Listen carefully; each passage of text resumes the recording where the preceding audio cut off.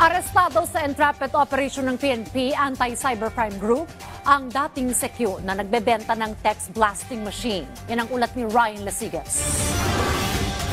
Nahulog na sa kamay ng mga otoridad ang dating security guard ng isang POGO na nag-ooperate sa Pilipinas sa pagbebenta ng International Mobile Subscriber Identity or IMSI catcher at kilala din sa tawag na text blaster. Patunay na sangkot sa scamming activities ang Philippine Offshore Gaming Operators o POGO sa bansa. Sabi ni PNP Anti-Cybercrime Group Director, Police Brigadier General Bernard Yang, nadiskubre ng mga tauhan ng ECG ang pagbebenta nito ng text blaster matapos na i-alok online sa halagang 600,000 pesos.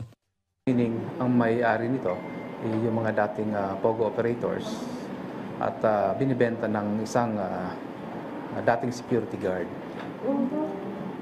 So, binibenta niya to sa halagang 600,000 pesos.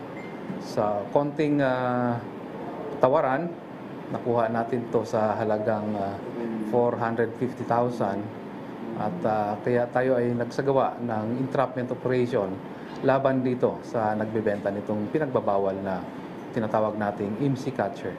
Inamin din daw ng security guard na dati siyang nagtatrabaho sa POGO, subalit nagsara na ito. Pero hindi daw niya alam kung paano i-operate ang naturang machine kaya't naisipang ibenta online. Ito gusto na lang din kumita yung security guard, binenta nung dating probably employer niya at binili niya at binibenta niya rin. Aminado naman yung security guard, di siya marunong mag-operate nitong machine na to. Pero kung ito ay mapupunta doon sa mga marunong mag-operate nito, ay talagang malaking problema ang kakaharapin ng ating mga kababayan dahil marami uli ang maloloko.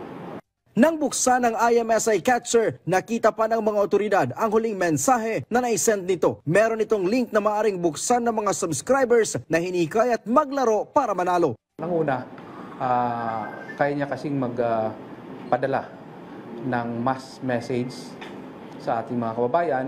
Pwede rin itong magamit sa scam. No? Kasi pwede niya mapasok yung mga iba't ibang online banking companies, magpapakilala na sila yung tunay na nagpapanggap. No? So, pwede rin magamit this coming election for campaigning at pwede rin magamit sa disinformation.